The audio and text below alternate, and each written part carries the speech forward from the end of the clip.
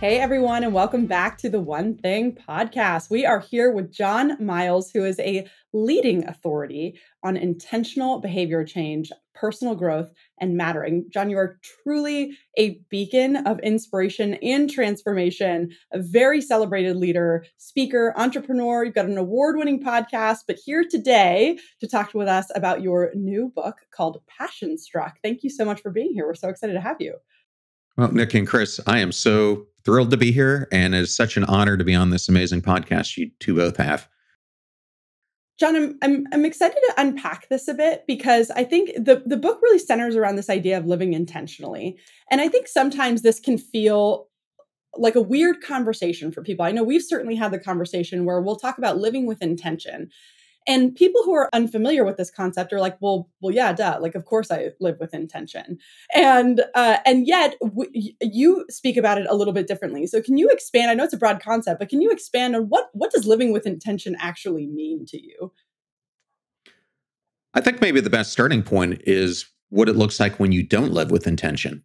So, a lot of people hear the phrase, you're living your life on autopilot. And although I think there is some validity to it, I think it's the wrong analogy to how so many of us are living our lives. Because when you are on autopilot, yes, you might be going through the regular motions of life, but you're typically putting your life in a positive direction. When the pilot puts the plane on autopilot, it's generally still going towards the direction that we want. However, I believe too many of us are living our lives as if we're a pinball, just like the game of pinball, and we keep bouncing off of things because we get absorbed in all the things around us, whether it's our digital addictions, whether it's people telling us how to live. So we start conforming to societal expectations. And really, it's a life not living authentically to who we are. So to me, that's the primary example of what it means to live unintentionally. It's not being mindful about the choices that we make throughout our days, which then culminate into our weeks and months and eventually our lives. And so living intentionally is really learning how to be mindful and consciously engage in the micro choices that we make throughout our days so that they're taking us closer to our goals, not haphazardly just bouncing through life. Mm. We talk a lot about this in the context of like purpose, and how do you compare or contrast a purpose in your definition with passion and intention, and how do those relate to each other?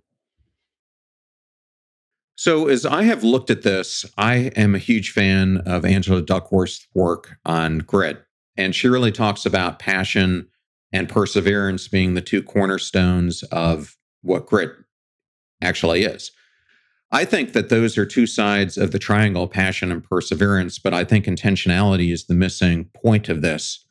And the reason I came to this conclusion is she brings these things up in her book, talking about cadets going through West Point. Well, I had a very similar firsthand experience because I went through the Naval Academy, and understanding that experience, passion and perseverance definitely play a key role because you have to be passionate about that pursuit of wanting to get through the Naval Academy. You have to persevere through the arduous things that they throw at you. But I think the missing ingredient and where people need to think about intentionality is you can have passion and perseverance, but if you're not directing yourself towards your goals, your long-term aspirations, then you're going to find yourself on the wrong path. And to me, when you have that intentionality, it's having that self-control to understand when you were on the wrong path and diagnosing it and then shifting your actions so that you put yourself back on the right path. So that's kind of those three. Now, when it comes to passion and purpose, I think purpose really gets into your why. Why are you doing the things that you do? And your passion is more that inner motivation that then drives that why and engulfs it into this flame of possibility. John, I love this concept because you're taking what I think are two drivers internally right? In order to get to wherever it is that we want to go, whatever that goal is, whether it's graduating from the Naval Academy or building the business or growing, the family that I want to grow, like whatever that looks like, whatever your goal is, you have to have the purpose and you have to have the passion and the grit in order to be able to execute that. But you're talking about bringing in this idea of intentionality. I want to go back to something you said earlier, which is around these micro decisions, right? That we have to have intentionality around the decisions that we're making through the day. And I think often when people hear that, it can feel a little bit overwhelming or exhausting, right? Because as adults, we're making so many umpteen decisions a day. So how do you teach people to bring that intentionality into their decision making? Like, where do they start? And then how are they bringing that throughout the day?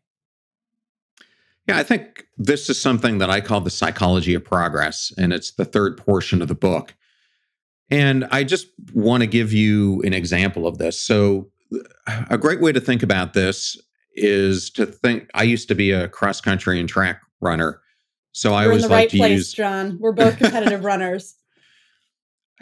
Yeah, I loved it. I ran Division 1 at the Naval Academy and actually got to participate in the NCAA championships in both sports. So, Nice. that was fantastic time. Unfortunately, I have some long-standing injuries from too much running, but I loved it while I could still do it. We hear that. Wait, what race did you run? In track, well, in cross country, I ran 5K. 5K in high school and then 5 mile in college. But 800, 1 mile, 2 mile. Nice. All right, we'll geek out about that later. Sorry. Yeah, I always wanted to do the steeplechase, and in fact, my teammate was the best in the country at it. But he was also 6'5", and I'm 5'10", so that makes a huge difference. Yeah, you got to be built for that race. That's like you got to be genetically gifted for that one. Yes, he missed the Olympics by 1/100th of a second. He was winning the trials and tripped on the last hurdle, and it cost him the race. And then, amazingly, he hadn't run a mile in over 18 months and wanted to try to qualify in it. So he decides to run the mile, and he misses it by 1/1000th of a second. I feel like that's almost worse. That's way worse than missing by like 30 seconds, which in a mile, if you're not familiar, is a lot of time. And to me, missing by that much is so much worse than any other extended period of time. That's terrible.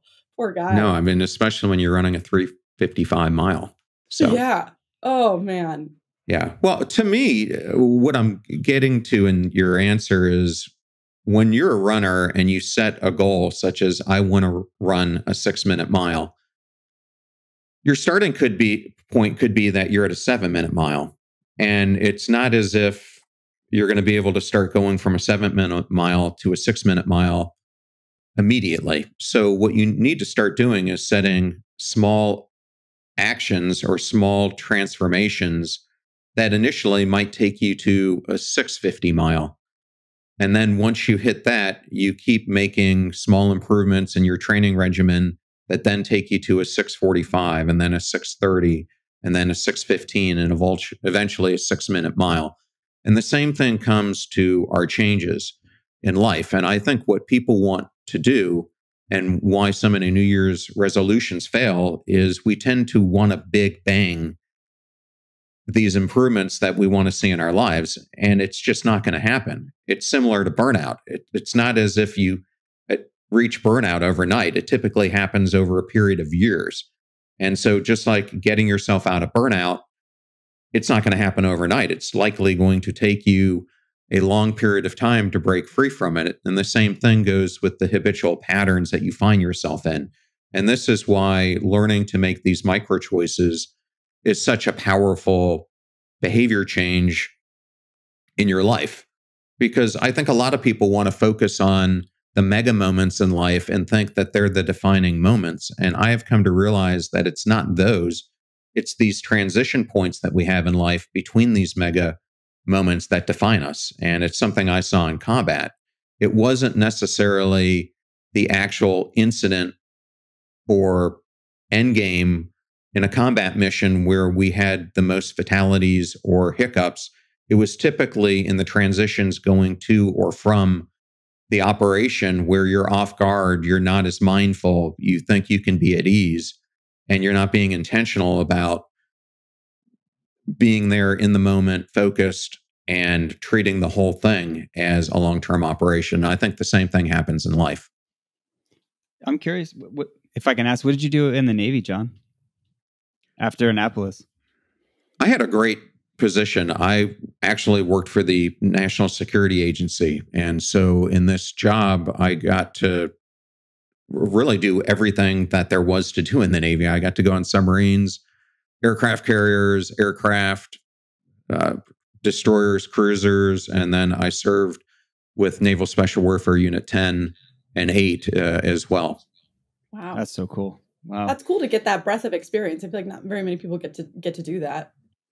No, to me, being in information warfare when it was similar to maybe being in the financial function or HR function or IT function in a company, because you end up seeing everything across the entire organization and you're not completely siloed. And I thought the same thing about working for the NSA is you had, as Liam Nielsen would say, we have this capabilities, these unique capabilities, and you can exploit them. A special set of skills, and you can exploit them in numerous different ways.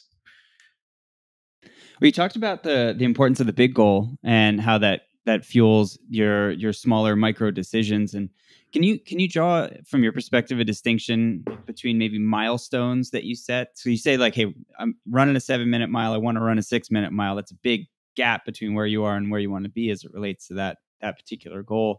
So there needs to be some milestones, like a 6:40, then a 6:30.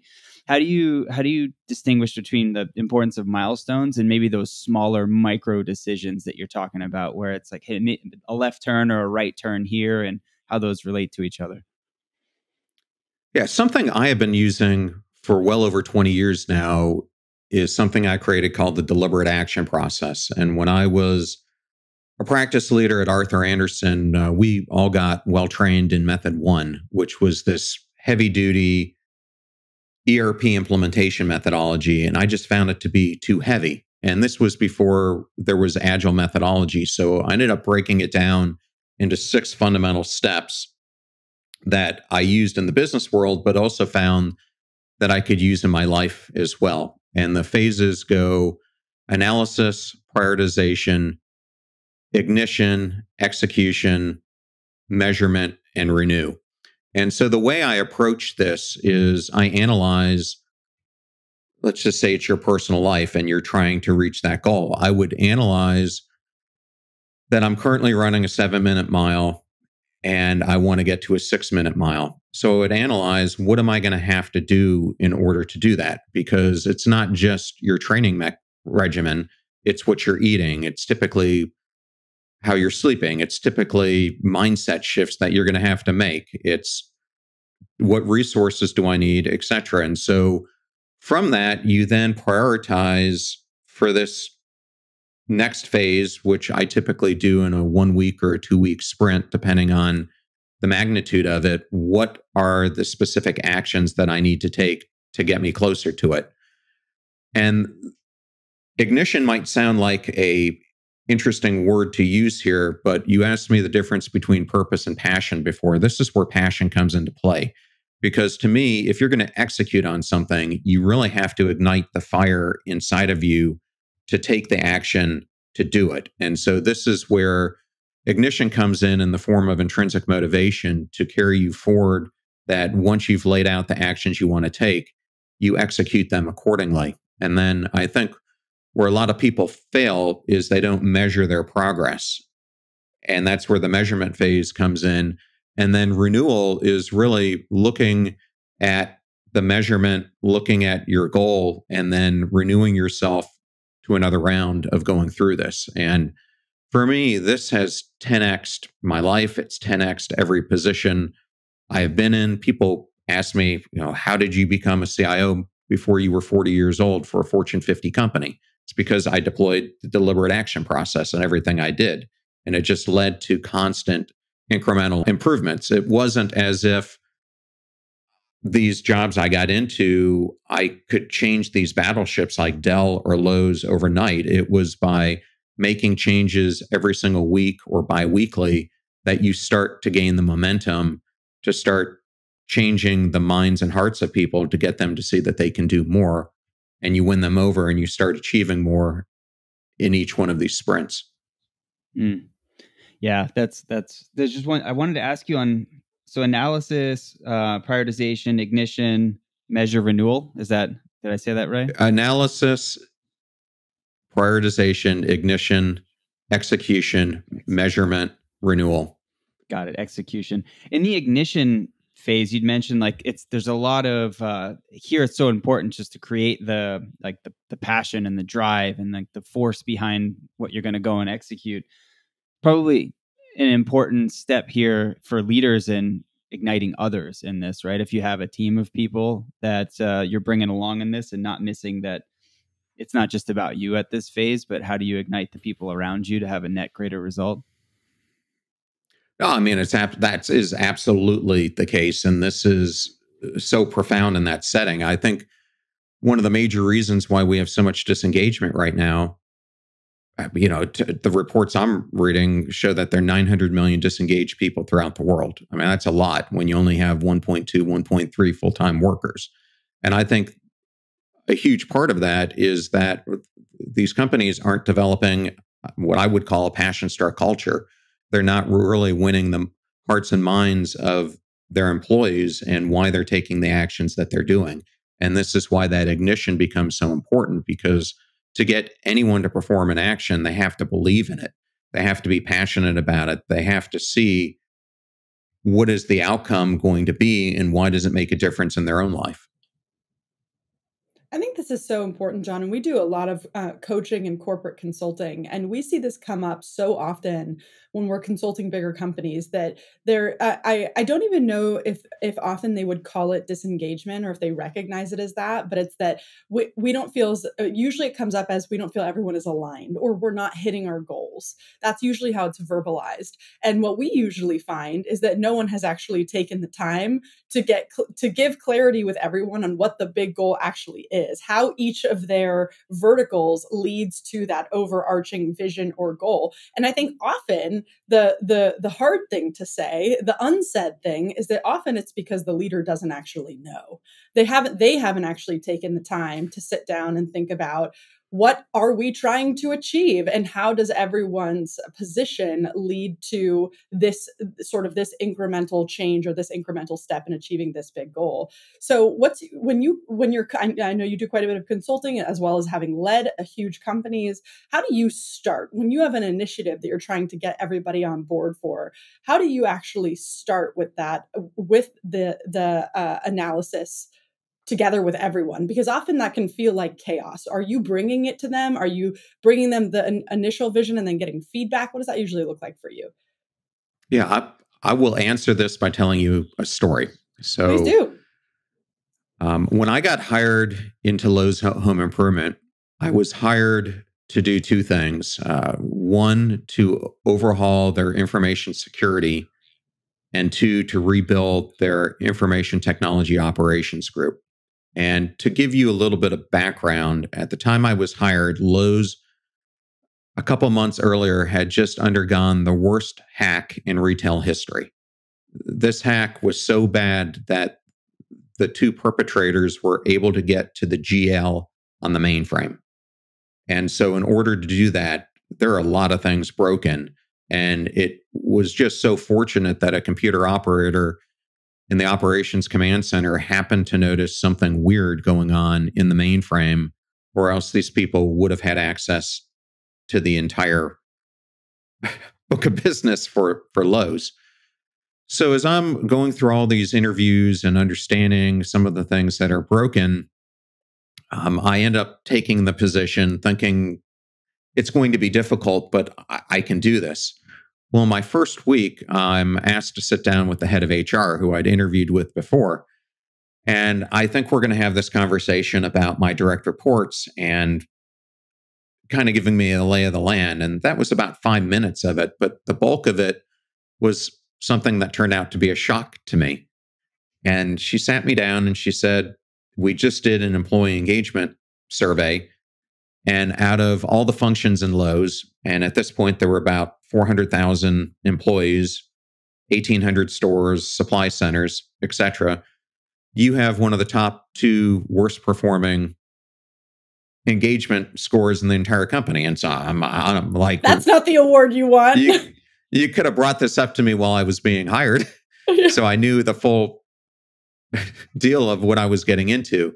But as I started, so to answer your question, as I started to approach this issue, and obviously all these things are interrelated, the first step I took was what I think anyone would do is I went out and I talked to my peers.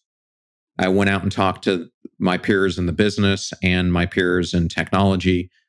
And I asked them what they thought about the group and what was causing all its deficiencies. And of course, what they told me is what I expected to hear. This is wrong with your group. There isn't leadership. Your employees don't seem to give a crap about what they're doing. There's no sense of urgency. There's none of this. But then I took the next step, which I think not enough leaders do. And that is, not only did I go and talk to my direct reports, but I tried to talk to every single person I could in the organization, which meant that I ran a 24/7 function. So I had to get up at 2:00 in the morning and go to the call center, sit down with the call center folks, or go meet with the people in the security operations, or go to the data centers and meet with the staff. And what I found across the board was that none of them had a clear understanding of how their individual roles mattered. They didn't understand why it mattered to the customer. They didn't understand how it equated to the strategy of the company. And so I created something that I called the line of sight to answer another part of your question. And that is, I made it very clear to them through a series of meetings that we did what the strategy we were trying to undertake was, but more importantly, how their individual roles not only fit into our strategy, but how they equated to the strategy of Lowe's and to customer satisfaction. Then I did something that I think a lot of people fail to do. It's impossible to lead a group like this and to be hands-on in trying to guide everything they do, especially when you've got 24/7 operations. And this is something I've talked to General Stan McChrystal about. You can't be in charge of all operations in Afghanistan and think that you can micromanage a SEAL team that's trying to take out a cave complex.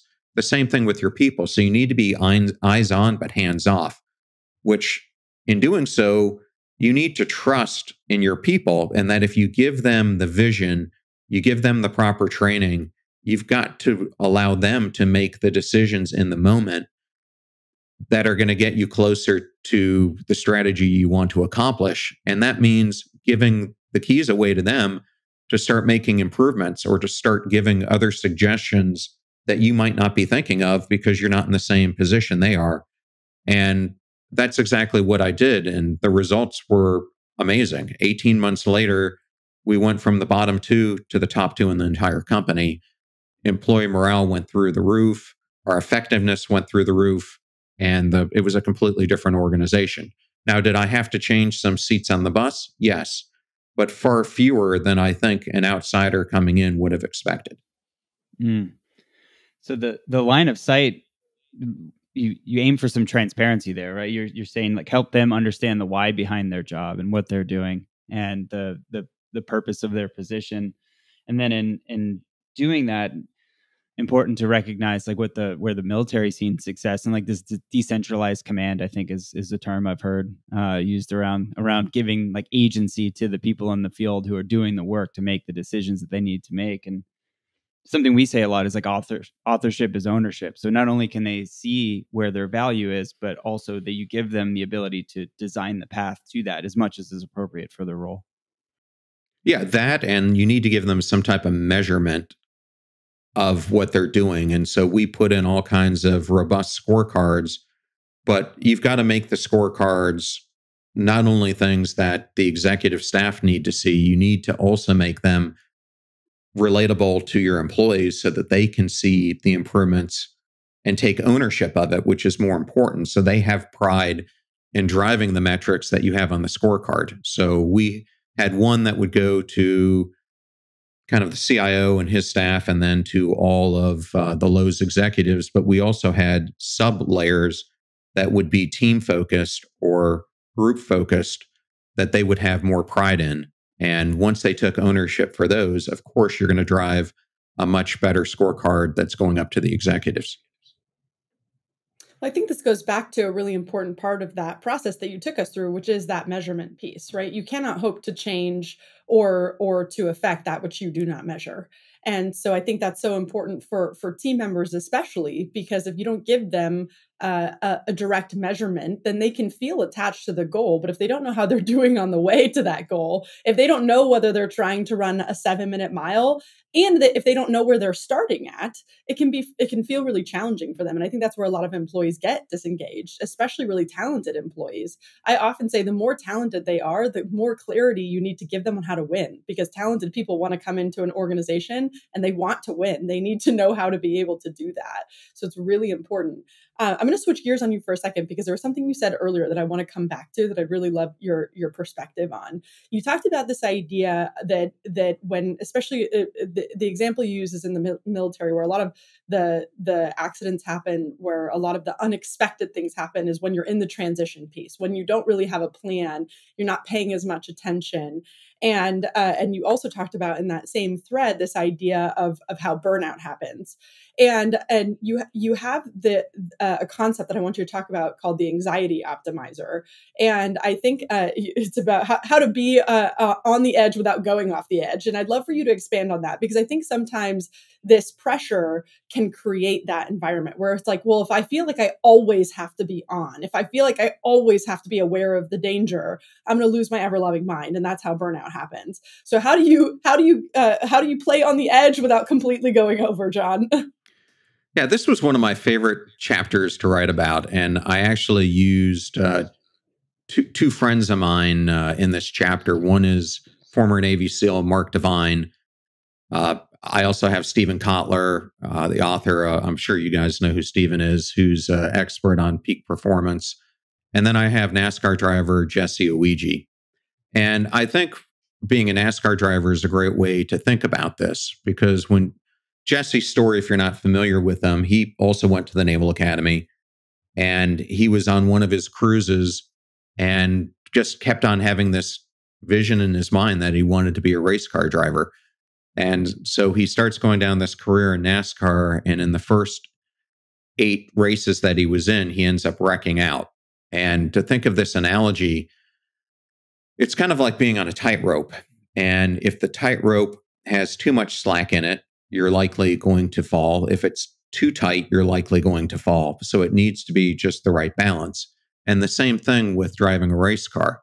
So if you're too cautious, the drivers behind you are going to be more aggressive than you, and you're likely going to wreck out because of being too cautious. If you're too aggressive, you're likely going to push the car too far, and you're going to wreck it as well. So it's learning, as he put it, that's where I got that saying, how to be on the edge without going over the edge. It's learning, how do you take control of your mind so that you learn to be in that high performance zone.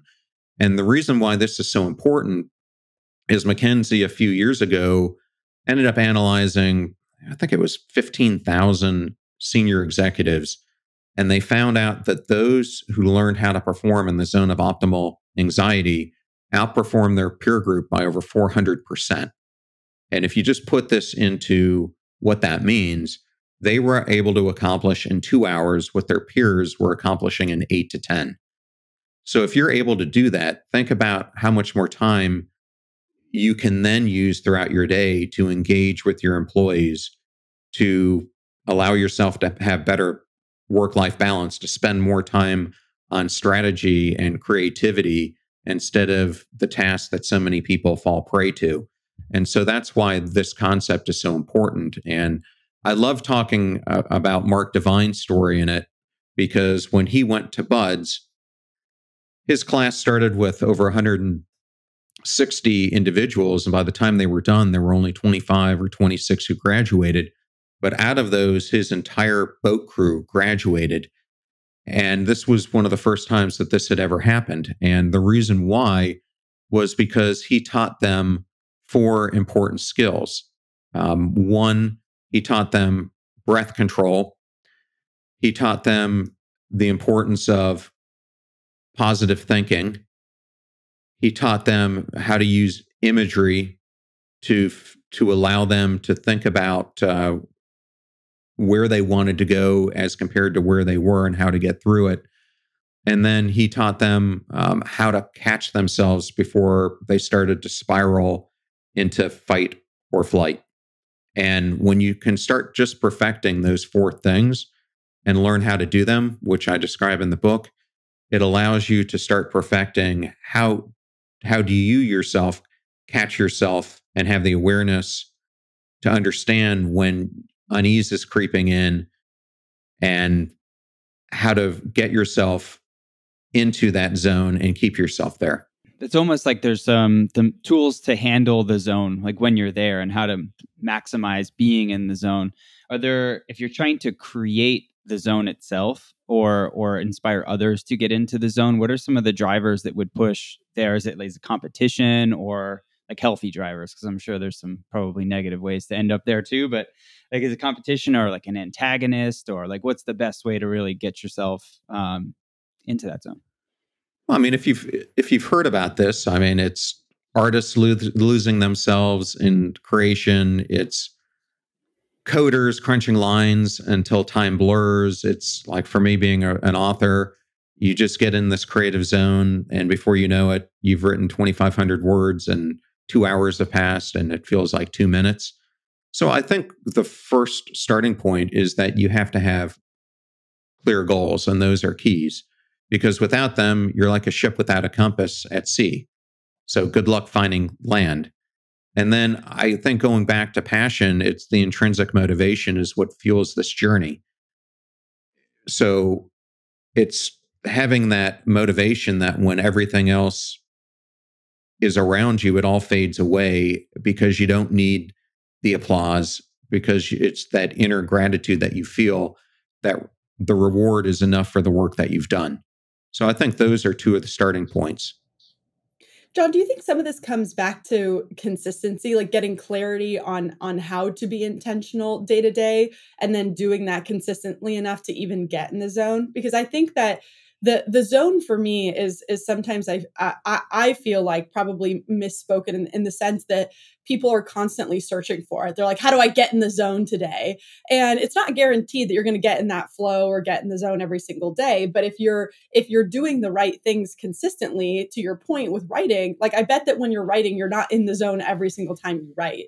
But if you do it consistently enough, then you'll have bursts where you get in the zone and you can get more done than you might be able to on a regular day. I think it's a Hemingway quote that's how do you write a book? One crappy page a day. And eventually you'll do that long enough that you get into the zone and you're able to actually produce something that the people love to read. So is it really just about getting clarity on that intentional action and then doing that consistently enough to be able to even find the zone? Yeah, I mean, the environment that you put yourself into, and I think that's a great example of writing, is very important to doing this. So for me, it's that repetition of, when I'm writing, I typically like to do it first thing in the morning because that's when I am most alert. But it's that pattern of that I go through, that I wake up at a certain time, I exercise, I do my journaling, I think about things, and then I know I'm sitting down to now write for a 3 hour block. And during that time, I kind of turn everything else off except that focus. And once you get used to that, like anything you would do in life, you realize that that's your productive point. And I find that you get yourself into that zone of writing much quicker because, as you said, it becomes a repetition and a consistent thing that you do. It's like a muscle build over time. Yeah, exactly. And so you were asking me before we started, how do I turn out so much content for the podcast? Well, it's because I end up writing probably between 1,500 to 2,500 words a day in one way or another. So when you're constantly creating, it becomes easier to create. Now, if I would stop for 6 or 7 months, I'd have a big, steep learning curve like I did when I first started. Well, I think I love this idea of strengthening that muscle because you talked about this in the book too, that living intentionally is a lot like a muscle too. This isn't something you're going to read the book, snap your fingers and say, "Ah, I'm an intentional liver now." This takes time and takes practice. And can you walk through like what were some of the big challenges that you faced as it sounds like this has been something that's been part of your life, whether knowingly or not knowingly, whether you were able to articulate it or not. Sounds like it's been something that's been part of your life for a long time. But can you talk about some of the bigger challenges that you've gone through as you've grown this muscle, like as you've grown through it? Yeah, I think one of the most important things that you've got to realize is that in order to become what I call passion struck, it's really about aligning your actions with your aspirations and your ambitions.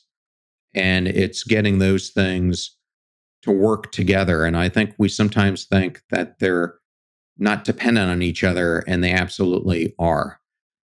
So, some of the things that I had to really work through is I had found myself when I got into the business world on a journey that I never thought when I was a kid or even adult I was going to be on. It kind of happened because after I got out of the military, I did so to join the FBI, and my class ended up getting recycled. And so I had to put in a plan B.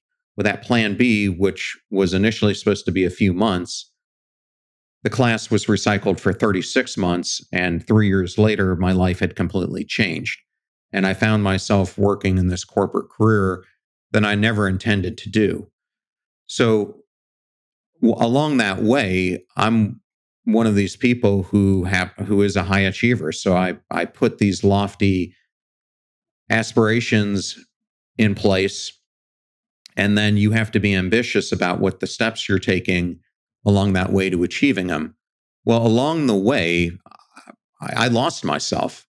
I stopped living authentically, and I started really conforming to what I thought success looked like, meaning the money, the positions, the titles, all those things that really just drain you, but don't bring you real satisfaction. I think Henry David Thoreau said it correctly when he described it as this quiet desperation that so many people feel.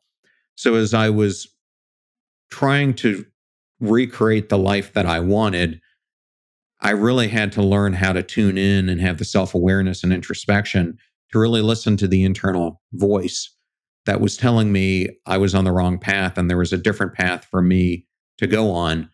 And that is then really having the self-belief in your uniqueness that you were put here to do something to impact people, but how do you do it? So this is where the first chapter of my book really came into play, where the first principle in the book called Mission Angler, which is really about life crafting. And if you are familiar with self-discrepancy theory, there are really three versions of self: your actual self, your ought self, and your ideal self. Your actual self is who you are in the moment. Your ought self is who you believe in your mind you should be. And it's basically based on societal expectations, your upbringing, the things you think you should do. And then you have the possibility of becoming your ideal self. So for me, it was really closing that gap to the future self I wanted to be, from following this path that I had been taking to become my ought self, to actually going down the path to how do I start becoming my ideal self or best self and bridge that gap. So that was one of the biggest hurdles I had to overcome, because I think we all find ourselves stuck at some point in our lives. So it's how do you give yourself that inner courage to cross that chasm and take the leap of faith into becoming who you aspire to be, not who you should be. Hmm.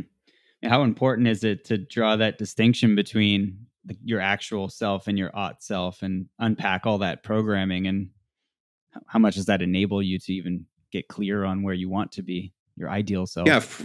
Yeah. In this chapter, I write about a concept that Benjamin Hardy has written about called the gap and the gain. And it's work that he and Dan Sullivan did. And I think too many of us live in the gap, not in the gain. And that's exactly what I was doing. And what ends up happening is in the gap, we're comparing ourselves to others. So as podcasters, it would be like me trying to compare myself to Tim Ferriss or Joe Rogan or Andrew Huberman. In the case of Tim Ferriss, he's been doing this a hell of a long time. He's who he is. And for me to think after 3 years of doing a podcast that I'm going to be Tim Ferriss, I am constantly going to live in this gap because there's no way I can achieve that goal that I'm setting for myself. And so I'm going to be constantly faced with disappointment. And that's what would happen to me. Every time I would climb the ladder, I was comparing myself to someone else who was farther ahead of me. And I would get upset with, I'm not making the progress that I want. I need to keep pushing harder. I need to work harder, which then leads you to burnout. Where the gain is when you measure your progress against your past self compared to where you are now. And when you start looking at your own personal gains, you start gaining more of that intrinsic motivation, that passion that's going to drive you to continue down the path of becoming your ideal self. So it's really getting that equation right that I think liberates you to go from what you were asking me, Chris, about the odd self to pursuing the ideal self.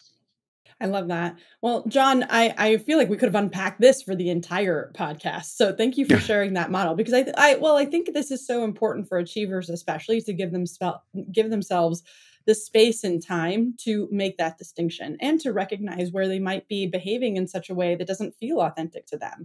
Like, I think sometimes people get so wrapped up in the achiever mindset that they look up and they've achieved, certainly. It drives them and they achieve incredible things, but is it what they actually want? But again, if you go through that process that you gave, then it's an analysis of, okay, what do I actually want? Where do I want to be? And then going through the rest of the process to build the action and build the intentionality in order to get there. So I'm going to encourage everyone to read the book because that will take them through the process too. And I know you also have a gift for all of our listeners today. Do you want to share a little bit about that? Yes, I have two gifts. So in the Passion Struck book, which I'll just put up here, I introduced something called the 5 transition points on the journey to becoming passion struck. And on my website, passionstruck.com, if you go right to the top of it, you will see a quiz. Takes you about 10 minutes to do. It's 20 questions long, and that will help identify what current stage you're starting in. And it'll give you some immediate actions that you can take to get to the next stage. I also have a gift I'm giving out that if you purchase Passion Struck, I had a pre-order package that I've shifted to make it, I think, even better. So if you purchase the book, there are things I introduce in it, like the deliberate action process that I talked about earlier. But I've included a 70-page ebook that gives you very detailed knowledge of how you actually implement the deliberate action process, both in your personal life or in your professional life.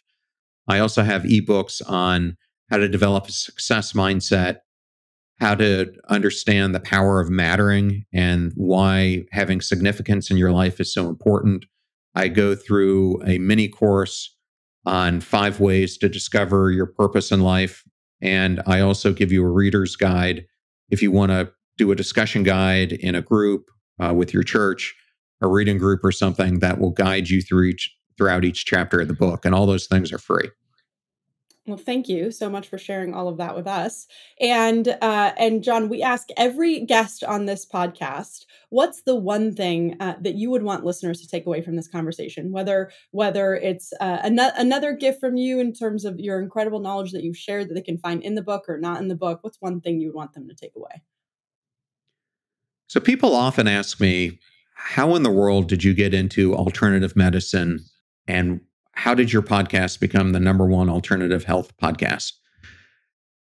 Because I'm not a doctor. And it is all about my own life journey from going from where I was stuck and had health issues and mental health issues and emotional health issues and relationship health issues to where I am now. And what I learned from all of it is that ultimately it's the choices that we make that determine it all. So if you want to live a long life and you want to have a long lifespan and health span, it all comes down to your lifestyle choices. It's the amount of sleep that you get. It's the food that you're putting in your body so that your gut health is optimal and your metabolism is functioning properly. It's the choices that you make of the people that you put yourself around. Are you putting yourself around toxic people? Are you putting yourself around people who enhance where you want to go in life and believe in you and are supportive? So to me, it's so important that for people to understand that really everything that you want in life is on the other side of you just making the choices that align with making the actions that you need to take in every moment of life and aligning them with your aspirations and your ambitions. I love that. And John, if people want to connect with you, where can they find you? So the best two places would be my two websites. Personal website is John, middle initial R, Miles, MILES.com. And my other website, the company website is passionstruck, STRUCK.com. Thank you so much for being here, John. I'm going to encourage everyone to pick up a copy of the book and to get their gifts that you gave today. Thank you so much for spending some time with us. And it was an honor to be here. You guys have such a great podcast. So thank you so much for having me on.